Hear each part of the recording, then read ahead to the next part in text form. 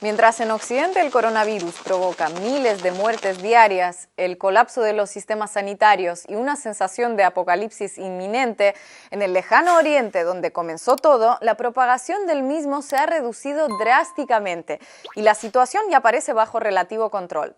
Muchos se han preguntado el porqué de esta diferencia, entre ellos nosotros, y ahora te vamos a contar la respuesta. ¿Cómo Oriente contuvo el coronavirus mejor que Occidente? Aunque la primera explicación que puede pasarnos por la mente es que debido a que la pandemia inició en Oriente, es perfectamente lógico que allí se reduzca o termine antes, si comparamos países como Italia, España, Alemania o Estados Unidos con China, Corea del Sur o Singapur, los primeros presentan curvas de contagio y muertes mucho más acusados en el mismo periodo de tiempo. O dicho de otra forma, el primer mes de epidemia en Europa o Estados Unidos ha causado mucho más daño que el primer mes de epidemia en Asia. Entonces, esa engañosa respuesta en realidad da paso a la verdadera pregunta. ¿Por qué si a los asiáticos la pandemia los agarró antes, está haciendo más daño en Occidente, que tuvo más tiempo para prepararse? Y como en todo asunto complejo, no hay una respuesta, sino varias. Factores culturales.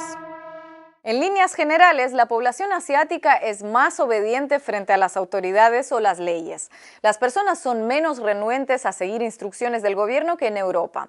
También confían más en el Estado. Esto tiene sus raíces en el pensamiento de Confucio, muy extendido en el Extremo Oriente, que ve al ser humano como un ser esencialmente social con su respectivo y claro rol en la sociedad. En el caso asiático, esta característica trasciende por completo el eje izquierda-derecha o comunismo-capitalismo. Ojo, es una característica común a sistemas políticos tan dispares como China, Corea del Sur o Singapur. En Occidente, al contrario, la confianza en las autoridades es menor y depende en muchos casos del grado de identificación que tenga cada ciudadano con el gobierno de turno. La abundancia de teorías conspiratorias sobre las autoridades de cada país a la que estamos acostumbrados en Occidente, en Oriente es sensiblemente menor. A la hora de contener una pandemia, este factor cultural es una gran ventaja para los asiáticos. Mientras allí las violaciones a la cuarentena son mucho menores, las disposiciones sanitarias como el uso de mascarillas se siguen a rajatabla, en Occidente los casos de desobediencia, incredulidad y descrédito, sobre todo a la llegada de la epidemia a cada nación, precisamente cuando acatar las disposiciones es más crítico, fueron mucho más abundantes. Factor experiencia. Asia ya vivió una epidemia de grandes dimensiones en 2003, la del SARS, que no llegó a pandemia, pero golpeó con dureza a muchos de sus países. Aunque los números del síndrome respiratorio agudo grave comparados con los actuales parecen poca cosa, casi el 95% de las 774 muertes que dejó en todo el mundo se produjeron en Asia. Y como dice el dicho, guerra avisada no mata soldado. Con aquella experiencia, al detectarse los primeros casos de COVID-19, a muchos países asiáticos no les tembló el pulso para tomar medidas drásticas que en aquel momento en Occidente se percibieron como producto de gobiernos autoritarios, pero que poco después ellos mismos también terminaron por adoptar. El confinamiento de millones de personas, la prohibición de todas las actividades económicas no esenciales, incluso las restricciones en los funerales. En Wuhan se decretó la cuarentena cuando el número de contagios en toda China era de 571 personas. En España o Italia, medidas similares solo se tomaron cuando la cifra llegó a varios miles. A consecuencia de la crisis de hace 17 años, además, varias naciones asiáticas prepararon a conciencia sus sistemas de salud para este tipo de contingencias, sabiendo que tarde o temprano volverían a surgir. No solo en el plano de atención, también en los de prevención y detección.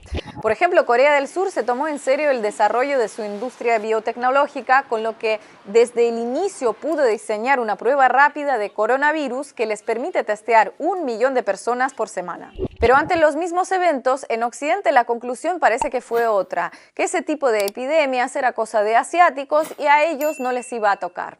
A lot of people think that goes away in April with the heat, as the heat comes in. Typically that will go away in April. We're in great shape though. We have 12 cases, 11 cases, and many of them are in good shape now. But a very good question. Yes, please. En los últimos años, los sistemas sanitarios de España e Italia, por ejemplo, los dos países europeos más afectados, fueron recortados en varios aspectos: número de profesionales, equipos, presupuesto.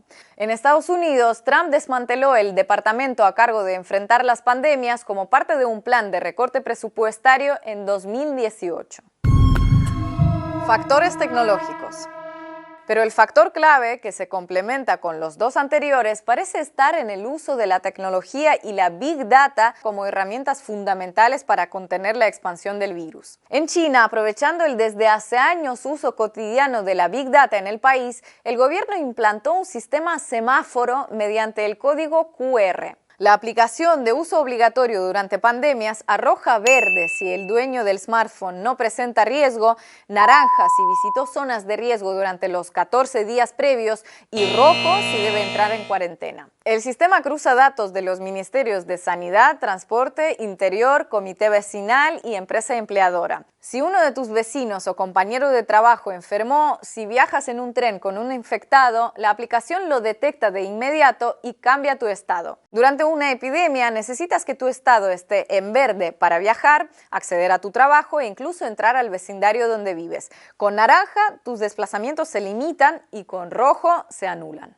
Este sistema ha sido muy comentado en medios, casi siempre negativamente, como propio de un gobierno autoritario, pero no se diferencia mucho de otros en la región. En Corea del Sur, las autoridades intervinieron los registros de los teléfonos móviles, tarjetas de crédito y otros datos personales de los contagiados para rastrear a las personas que pudieron haber tenido contacto con ellas. Los datos de zonas, grupos y personas infectadas son de conocimiento público para evitar que la gente los frecuente sin tomar precauciones.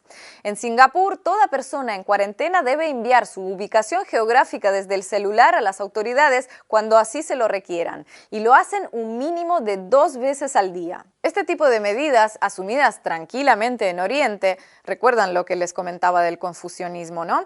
Serían impensables en casi todos los países de Occidente, donde se perciben como una intromisión intolerable en la privacidad de los ciudadanos. Aunque con un matiz, porque cuidadito, la Big Data no es algo exclusivo de Asia. ¿O acaso Facebook o Google no saben con quién nos vimos ayer o dónde estuvimos y en qué momento, siguiendo nuestras publicaciones, amigos, etiquetados y aplicaciones de geolocalización? Por algún motivo, todo ese conocimiento que normalmente se usa para que el celular nos avise dónde puedo comprar una licuadora multiuso al poco rato que comentemos que buscamos una bajo el post de un amigo, en este caso no fue considerado como opción para prevenir cientos de miles de contagios y fallecidos. ¿Por qué? ¿Quién sabe? Tal vez la diferencia en el uso de la Big Data radica en que mientras en Oriente está a la vista de todo el mundo, en Occidente muchos prefieren creer que no existe. Pero sin entrar a juzgar este tipo de medidas de contención tecnológica de pandemias usadas en Asia o su ausencia en Europa y América, sin duda la mezcla de tecnología y acceso a datos personales fue otra de las claves del éxito oriental frente al coronavirus. A raíz de esta experiencia, algunos exigirán a sus gobernantes estar siempre preparados para casos así, otros que es un despilfarro, algunos pedirán mayor vigilancia y control sobre la ciudadanía, otros aprovecharán para implementarla, los de más allá dirán que ni ahora ni nunca, que el precio es demasiado alto.